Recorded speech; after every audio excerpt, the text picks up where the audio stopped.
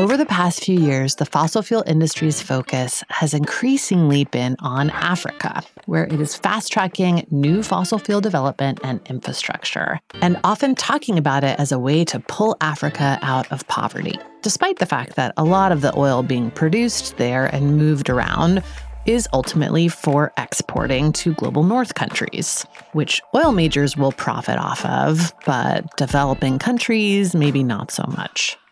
Proponents of this build-out often talk about how it will bring both development funding and the money necessary to adapt to climate change for countries in Africa. They talk about rampant energy poverty on the continent. That's a term used to describe lack of access to consistent power.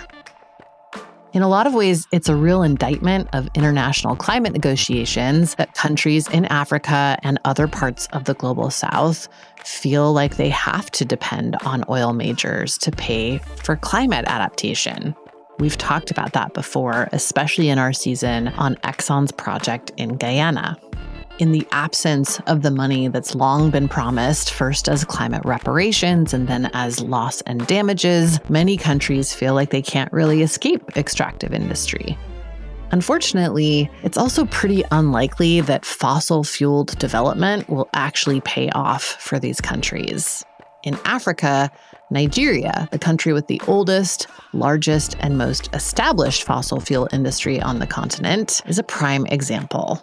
Nigeria currently has the world's lowest energy access rates. And while oil and gas has made a handful of elites wealthy there, that benefit has not extended to the vast majority of Nigerians. They have experienced the lion's share of contaminated water and soil from oil spills, though. All of which has driven decades of protest against oil drilling projects in the Niger Delta, and a corresponding backlash to that activism from both government and oil majors.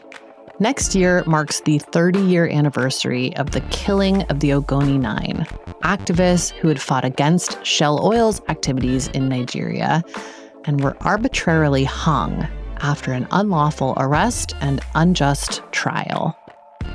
Shell has been accused of being complicit in those murders, though never held accountable. In the decades since that event, despite facing intense and often violent repression, activists have continued to shine a light on the destruction that fossil fuel development has brought to Nigeria. Today, Ugochi Anyaka Oluigbo takes us to Ogoniland to bring us the story of those activists' long fight, how they've stuck with it for so many years, and some of their recent wins. That story is coming up after this quick break. I'm Amy Westervelt, and this is Drilled. This episode is brought to you by Polestar. There's only one true way to experience the all-electric luxury SUV Polestar 3, and that's to take a test drive. It can go from 0 to 60 in as little as 4.8 seconds, with the dynamic handling of a sports car. But to truly understand how it commands the road, you need to be behind the wheel. Up to 350 miles of range, the 3D surround sound system by Bowers & Wilkins. It's all something you have to experience to believe.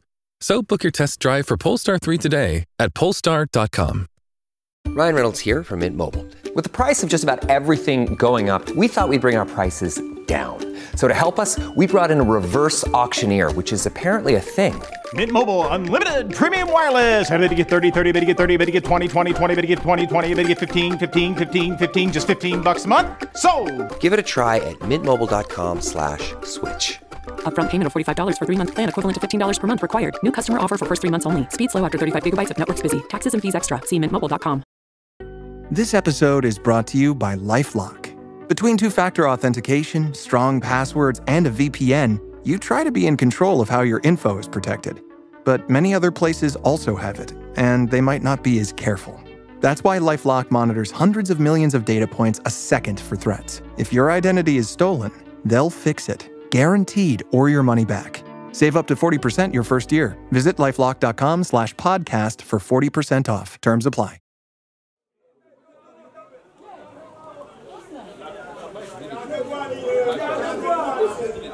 It's a cloudy day in Bori, an Ogoni community in Nigeria's Niger Delta region.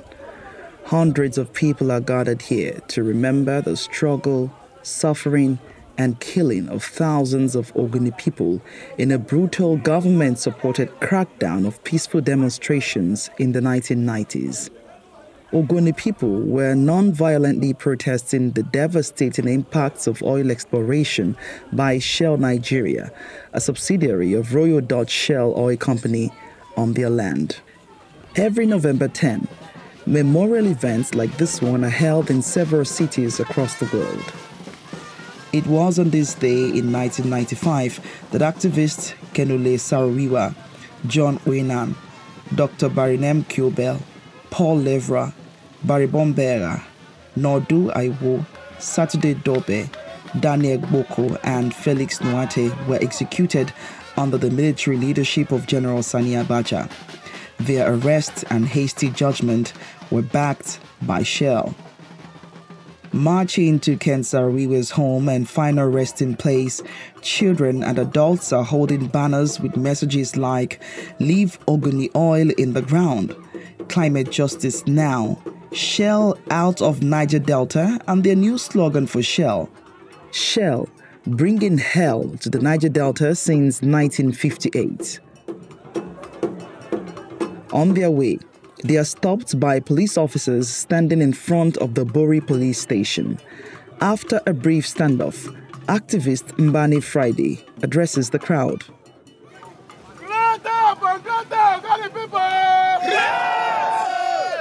Thank you so much, everybody.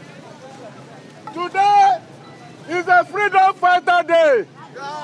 Today is a day that the Ogoni people declare as an International Freedom Day.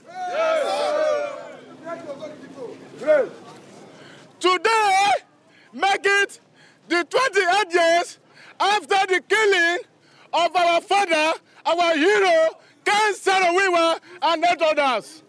Today, the youth are coming together to mobilize, to full force together and demand Ogoni justice. Our father, late father, Ken Saro-Wiwa, is alive. And you're going to repeat after me. Ogoni people, united, can never be defeated. You say after me. Ogoni people, united, can never be defeated. Ogoni people, united. Since the discovery of oil in Ogoni in the late 1950s, the region has produced about $30 billion worth of oil. It has also experienced 6,817 oil spills between 1976 and 2001 alone, accounting for over 2 million barrels of pollution. The region's economy previously relied on farming and fishing, activities the spills destroyed. The village of Goi, a traditional fishing village, was declared unlivable.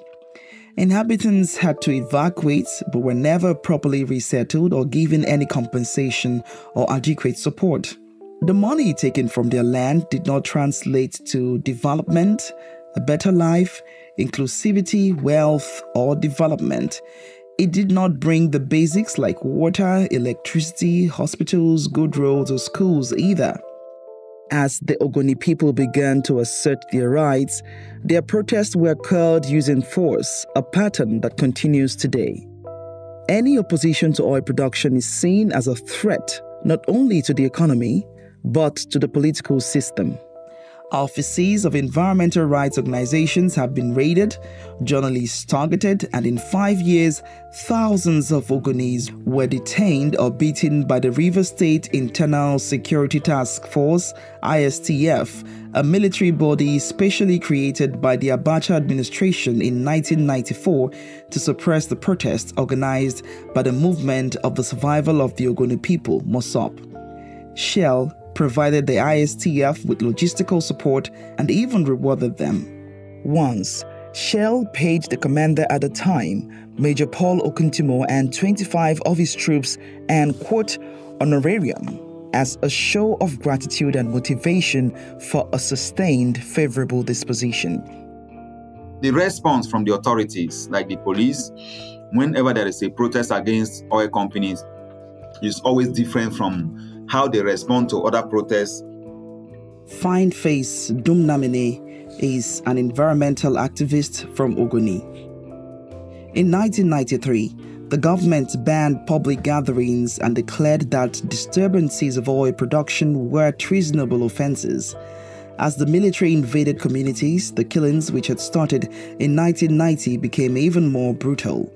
About 4,000 Ogonis were murdered, and women, some as young as 13 years old, were raped by the marauding soldiers. Hundreds of those who were able to escape to neighboring countries like Benin Republic have not returned to their ancestral homes since then. Benin hosts a community of over 1,200 Ogoni refugees living in camps under terrible conditions. They remain stateless and unable to integrate into Beninois society. They are also unable to work as they depend on handouts by NGOs, churches, and generous natives. In 1999, Fineboy Kuku, a former print journalist and member of Mosop, escaped to Benin Republic. He lives in a cramped single room with his wife and 4 children. He spoke to me from exile. I have been in Benin Republic for about 23 years today. The basic reason why I ran away from Ogoniland was due to my political belief in the ideas of Mosop. Suppressions and a threat to my life. So I had to sneak out of the country. Not that I ran openly, I sneak out. I fled into the Republic of Benin for fear of my life, which have been persistent. As I got into Benin in 1999, I got registered with the UNHCR, United Nations for High Commission for Refugees. Unfortunately, because of the language barrier and other cultural barrier, we are unable to fit in, but for the sake of life, we endure whatever we pass through day after day and year after year. I'm here with them to safeguard us from being killed. For sure, those co-activists that were arrested, between the time we fled, most of them have been silently killed. And the reality is, either you are attacked as a court member, you will be executed, even without question. Some are killed even while they were taken from the prison or station where they kept them for some time. And so I'm even better off here, being alive, no matter the level of deprivations and suffering we pass through. Concerning the Land Use Acts and the Petroleum Act law, these were 2 draconian laws that were formulated by the then military head of state, General Olusegun Obasanjo, in 1978. The Land Use Act dictated that whatever is 6 feet up to the surface of the land belongs to the land's owner. But anything 7 feet, 8 feet below belongs to the government. Leaving his wife and baby, Kuku said he fled to Benin Republic 23 years ago after the targeting of Ogoni youths who were in support of Mosop. Many of those he knew got killed or imprisoned. He also talks about Nigeria's Land Use Decree of 1978 and the Petroleum Act of 1969 that hands land and everything underneath to the Nigerian government, a continuation of a colonial policy.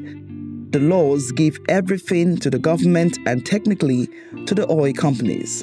That law is very operational. It is this law that deprived the landowners of the resources embedded in their land. The starvation we go through most of the time is because we have been discharged from our environment, from our localities where we used to stay peacefully as Ogoni people. So the suffering here is quite above us. That is why you can see many of us are sick, and so many died here.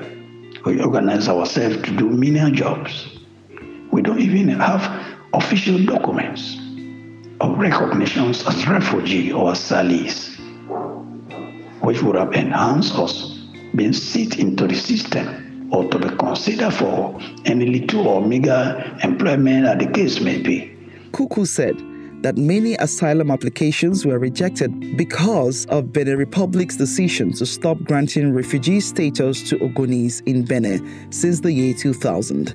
In 2004, the UNHCR decided that Ogoni refugees can now return safely to Nigeria since military rule has ended. But for those like Kuku, home is still not safe enough. Where we born our children, most of them without birth papers, because what removed us from home is still there. If you go to Ogoni, you will not see any protest. No matter the trauma, no matter the suppression, no matter the oppression, no matter the killing, what they call cultism is the legal method the government have employed to kill the youth, and the youth are their prime target. Angered by the resource injustice and pollution, armed groups started attacking oil installations and kidnapping oil staff in the early 2000s. This morphed into cultism and gang violence. Kuku says that the government still targets Ogoni youth, but this time under the guise of tackling cultism and violence. There is no possibility. I cannot see in the near future the hope of going back. And to be precise, we miss home. Everybody miss home. Even most of the times our children, they ask us, are we from this country? They ask a lot of questions.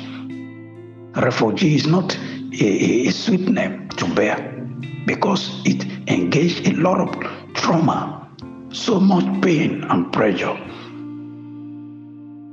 Nigerian security forces had sometimes also arrested, beaten, or intimidated relatives of activists. In 1997, the mother and sister of Ogoni student activist Sonny Kobo were detained. Why my wife fled also in the year 2000 to meet me up in Cotonou in Benin Republic. My wife was left at home because by the time I left that night, there was no way I could even get them proper information. You know, women. But on her own, why the security keep coming to ask for the husband that I must be produced. They will take her in my position. It was then that she complained to some of my working colleagues that were closer to us, both in Bori and Port Harcourt, who organized for her to run towards Benin Republic to look for her husband, since there was no way, no hope of bringing me back. Because if I am seen, they were all aware of what will happen to me. So my wife had to run after me with the kid. It was an early Sunday morning. She arrived where we stay. If she was at home, by now maybe she would have been killed. From the 1990s till 2023, physical protests in Nigeria have become increasingly dangerous. In May 2023, a bill that provides a 5-year sentence for illegal protest passed a second reading in Nigeria's House of Representatives. This comes on the heels of the End SARS protest that rocks Nigeria in 2020. It's not the SARS you might be thinking of. In Nigeria, SARS is an acronym for a police task force called the Special Anti-Robbery Squad. Beginning on October 4, 2020 and through the next few weeks, thousands of Nigerian youths took to the streets to protest decades of police brutality and extrajudicial killings often committed by the squad. We are tired! We are tired! We are tired! Police brutality! Stop torture in police stations! Stop torture in police stations! During the protest, the Nigerian army opened fire on unarmed, peaceful protesters and killed 56 of them, according to Amnesty International.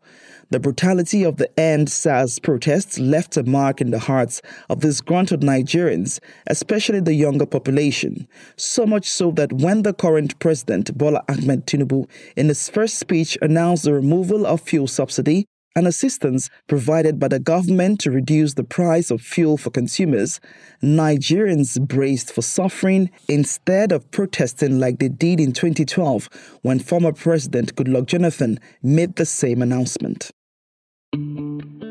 With protests becoming increasingly deadly, aggrieved people in oil-polluted communities have found ways to get justice. Some seek it in the courts, but not Nigerian courts. Although the U.S. Supreme Court has struck down the idea that a multinational firm can be held accountable in its home country for its actions overseas, both the UK Supreme Court and the Dutch High Court have agreed to hear cases against Shell brought by Nigerian communities. In 2015, thousands of community members from the Bodo region sued Shell over the impact of chronic spills in the area and received a settlement of more than £50 million. And even in 2023, post-Brexit, the UK Supreme Court agreed to hear a case filed on behalf of thousands of Nigerian fishermen against Shell. Elizabeth Driscoll is a law student at the University of Bristol and Jurist's UK Chief of Staff.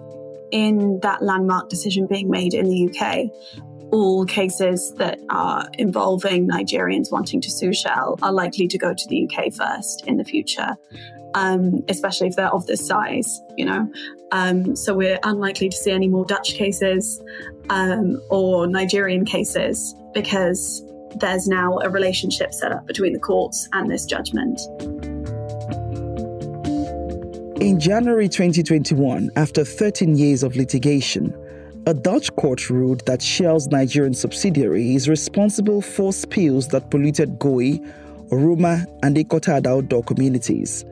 The company paid €15 million in compensation in early 2023 to be shared among the three communities. The 2021 UNEP report on Ogoni indicates that $1 billion is needed for the cleanup of Ogoni pollution. Eric Doe from Goi is among the farmers who won the case. As I speak with you, some people have not even received their own due to some unexpected issues that arises as a result of wrong information from their banks. Not everybody has gotten their compensation, but for me, I've gotten my own. Majority of the people have gotten their compensation. The money that was paid was used for the renovation of houses. Some people use their own in acquiring landed property, and the money were collected and they used in buying land where they will now dwell on. Some use their own for business, small businesses that will sustain them. It is some that will not use it judiciously also. This money, as I speak with you, is very small and cannot sustain us. The swamp is where our source of revenue, our source of livelihood comes from. Our people solely depended on fishing and farming. And because the streams and the swamp had been polluted, the farmland had been polluted by crude oil, where will they go and where would the sustainability comes from when our own source of sustainability comes from the land and the sea? So I cannot say it is sustainable. It is only when the government will maintain their facilities and ensure that there is no further pollution and ensure that the livelihood of the people are restored, the remediation activities take place. That is when we can now sustain what has been given to us. It wasn't sustainable at all. It couldn't settle the problems of livelihood that had been impacted. It couldn't settle the problem of remediation and restoration of our environment. Kentebe Biarido is the coordinator of Oil Watch International. His organization campaigns against fossil fuel exploration in Ogoni. I was elated because for me, it was a judgment for the people. It was a judgment for the communities. It was a judgment for the environment. And it's a clear lesson that you cannot cheat the people forever. If the government does not stand with the people and stand with the multinationals, one day they will be in the dock. Justice is gradually being served. Like Ken Sariwa said, that is not the only one on trial. Shell and other multinational companies are also on trial. And as I speak to you, the trial of multinationals all over the world is gaining traction, and the people, communities are winning all over the world. In my reporting, I have visited Ogoni. I've watched fishermen toil for hours and return with only a handful of fish, oily nets, and broken hearts. I've watched them open crabs or fish to reveal oil in their guts. No living thing has a survival chance there. Potable water in some of the communities is non-existent. When the tap is opened, the smell of crude oil fills the air. The average life expectancy there is 41.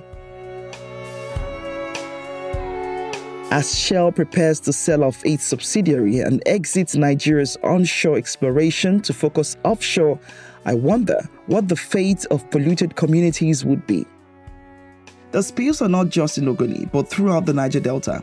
In May 2023, a report published by the Bayelsa State Oil and Environmental Commission fingered Shell and other oil majors in massive pollution in Bayelsa State, also in Nigeria's Niger Delta. According to the report, Shell, Eni, Chevron, Total, and ExxonMobil spilled at least 110,000 barrels of oil in Bayelsa over the past 50 years. Like the UNEP report on Ogoni that specified about 30 years for a cleanup, the Bayelsa spills will require 12 years and $12 billion to be remediated. It means that more cases will likely make it to the courts. Ebere Akwebu is an environmental lawyer and activist. She spoke to me from the COP28 climate conference in Dubai, where there are speculations that, ironically, new oil deals were being signed as the conference was underway. There were so many speculations as to the real agenda of the COP and why UAE was the host country for COP. Because, of course, we know that UAE is an oil-rich country and all of that. But you see, there are so many, these are all speculations. If you say you want to phase out fossil fuel, and by fossil fuel coming from the oil and gas industry, it will mean that there will be a higher commitment, financial commitment from the developed countries for the developing countries. And will there be grants? Because if you're giving us loans, the country presently is already under recession. But then looking at it from perspective of whether there's going to be increased litigation in the oil and gas sector, unless oil and gas is phased out in Nigeria, there definitely will keep on being litigation issues, incidents of pollution, incidents of degradation, environmental degradation, and of course the people will keep suing the oil companies. Oil deals at a climate conference, even as Shell fights to resume oil exploration in Ogoni. Celestine Nkabiri Abobari, coordinator of Ogoni Solidarity Forum, says that the government and oil companies are trying in different ways to stifle the voices of local people. In his words, the plan of the government before that execution was to make Ogoniland an oil field where no human being will live. But after their execution and they saw international outcry and condemnation, the soldiers were later withdrawn from Ogoniland after 2 years. And that's why some of us are still alive. Things are worse than the days of Ken Saro-Wiwa because there have been several leakages. In fact, there is hardly a week we pass without any serious oil spill. Don't forget that the Trans-Niger Delta pipeline, the pipeline that conveys every crude oil produced in the Niger Delta to Bonny Export Terminal, passes through Ogoniland. And so every time you see explosions, you see leakages, the warehouses of the oil companies are still here. You know, they don't carry out routine checks. So from time to time, there are leakages and spills. Akbabiri says one way that Shell and the government deal with the protests in the country today is to try to turn some of the more vocal leaders in the environmental movement into allies, to divide and conquer. It's a common tactic deployed by the fossil fuel industry all over the world, as is another tactic used in Nigeria, infiltration. As we speak, the movement for the survival of Ogoni people has been infiltrated by government and the oil companies to the extent that you now have 5 different factions with 5 different presidents. The only way to kill a movement is to polarize the movement. He says the military and judicial systems have been corrupted as well. They use the military to chase people. They adopt the viral rule, get people to bribe them on their payroll. Then they go to court. They compare you, you go to court, and they will keep bribing the judges, bribing the court until somebody will die, the litigant will die, or people get tired, or they all get sick and can't go to court again. The current president of Nigeria, President Tinubu Bola Ahmed, appointed the former Mossop president, Ledu Mite, the only man that survived the hangman. He went on trial with Ken Saro-Wiwa. He was the president of Mossop that took over from Ken Saro-Wiwa. He had just been appointed on no other board but NNPC board, Nigeria National Petroleum Corporation board. Just to make sure you caught that, in late 2023, the president of Nigeria appointed Ledu Mite, a man who stood trial with Ken Saro-Wiwa and took over as president of Mossop after the Ogoniland were executed, to the board of the Nigerian National Petroleum Corporation. Well, we are going to fight them. They have spent billions of money bribing people. They want to kickstart oil production without addressing the legitimate issues that the Ogoni people that is enshrined in the Ogoni Bill of Rights. In 2005, the Living Memorial, an art installation created from a life-sized boss, was commissioned by the UK activist collective Platform and designed by the Nigerian-British artist Sokari Douglas Camp to highlight the importance of transportation in environmental debates. In 2015, it was sent as a gift to Ogoni people to mark the 20th anniversary of the death of the Ogoni Nine. Alongside anniversary flyers designed to commemorate the event, it was seized by the Nigerian Customs and the Director of Secret Service, DSS. The bus, which had been on display in the UK for 9 years, had Saro-Wiwa's name on the side and the names of the 8 other men inscribed on oil drums on top of the bus, along with a quote from Saro-Wiwa: "I accuse the oil companies of practicing genocide against the Ogoni." In what has been termed a move to suppress the memory of the martyred activist, it was seized for its, quote, political value.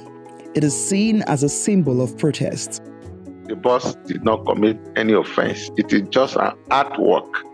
The former head of customs, Nigeria Customs, Colonel Ahmed Ali, was the only military officer that sat on the Kangaroo Tribunal that sentenced Ken Saro-Wiwa to death.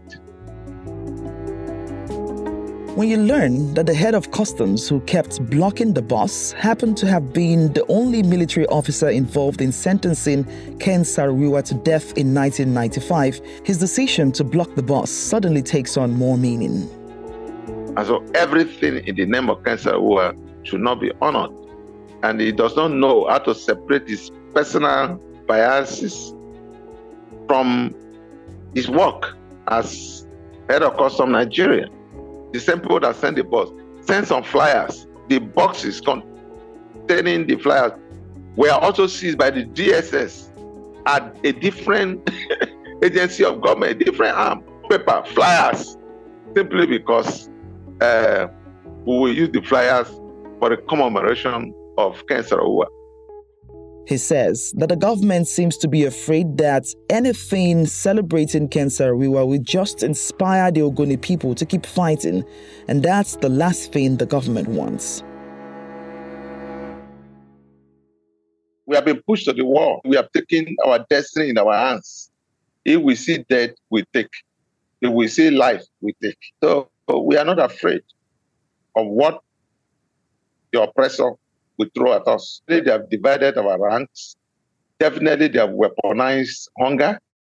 The government has used all of its power to fight against its own people in Ogoni on behalf of foreign oil companies.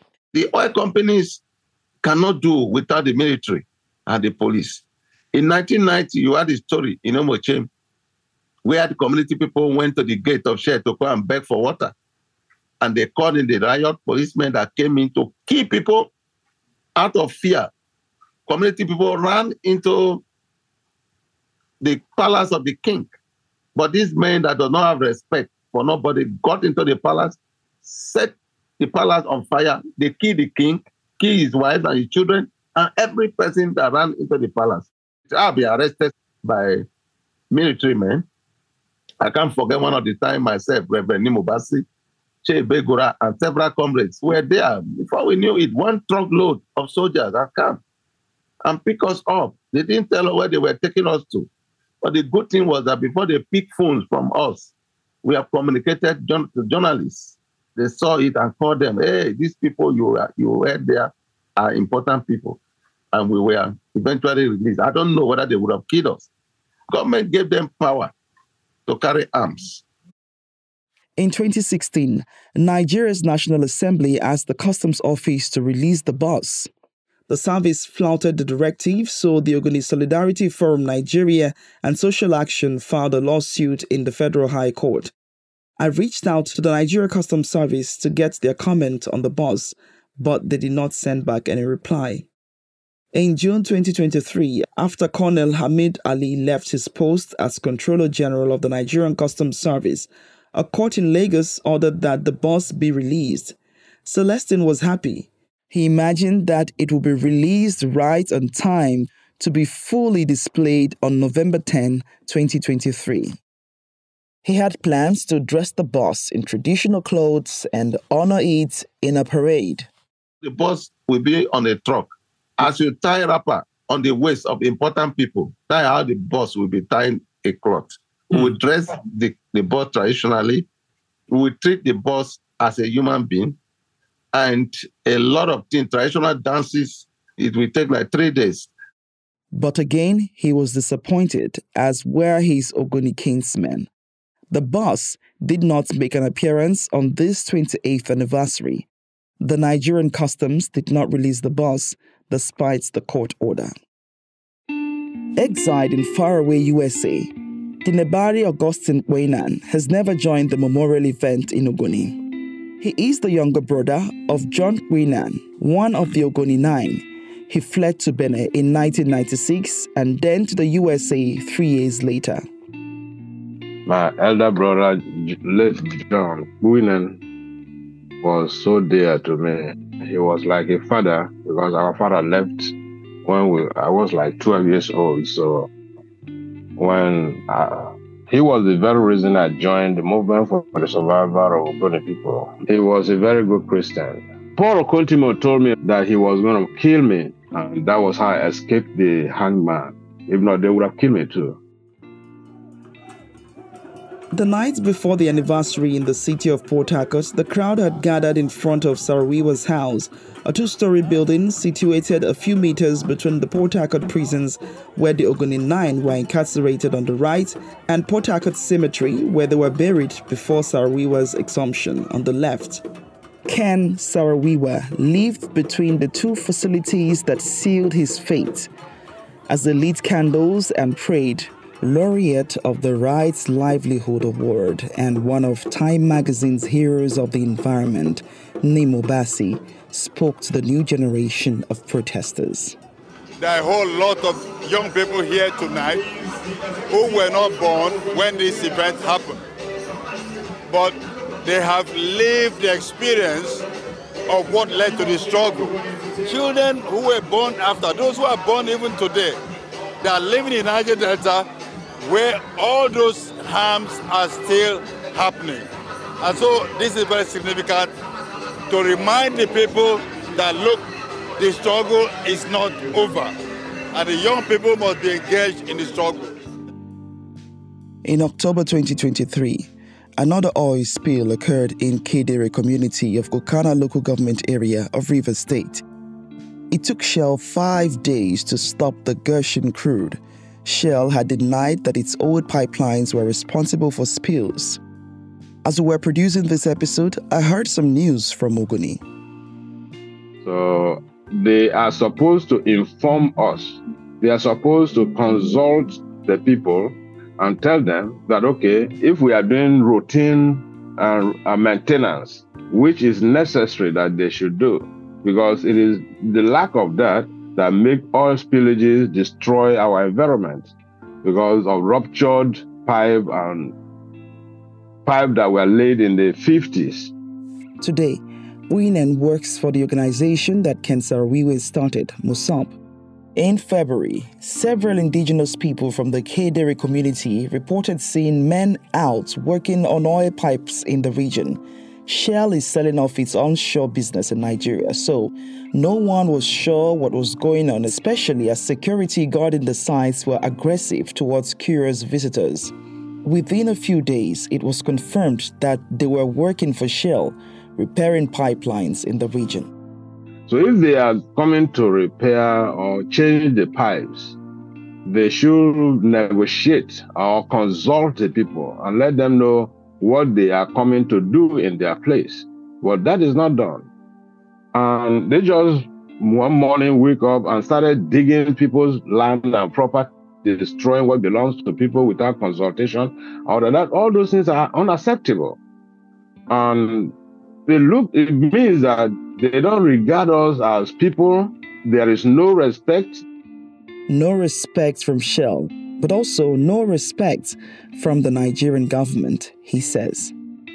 Government don't own Ogoni. There was Ogoni before Nigeria. In fact, Ogoni existed hundreds of years before the contraption called Nigeria came in. And that was just about 100 years ago. And while Ogoni have lived longest before that Nigeria, we were forced into Nigeria. We were living on our own. There is no ethnic nationality in Nigeria that can lay claim to Ogoni that they were ruling the Ogoni people before the British government came in. And I know that we are only the people that have a very strong story that the British can always tell about because of the resistance. 3 times they tried to came through colonize Ogoni people and they failed. On the land and in the courts, the Ogoni are still resisting today. Drilled is an original critical frequency production. This episode was reported and written by me, Ugochi Anyaka Olibo, with recording assistance by Emmanuel Wazwe. Our senior editors are Aline Brown and Sarah Ventry. Malo Sterling contributed reporting to this episode. Our senior producer is Martin Zoltz Ostwick. Martin also did the sound design and scoring for this episode and composed much of our music. Our theme song is Bird in the Hand by Foreknown. Mixing and mastering by Peter Duff. Fact-checking by Wudan Yan. Our artwork is by Matt Fleming. James Wheaton is our First Amendment attorney. The show was created by Amy Westervelt, who has helped edit this episode. More stories and documents from this series are online at trio.media. You can also sign up for our newsletter there to get a curated list of the week's most important climate stories delivered to you weekly. It's never more than a 10-minute read, and people tell us it helps them stay on top of all things climate. Upgrade to a paid newsletter or podcast subscription for access to ad-free, early release episodes and bonus content. To support our work, please share this episode or give us a rating or a review wherever you're listening. It really helps us to find new listeners. Thanks for listening. And we'll see you next week.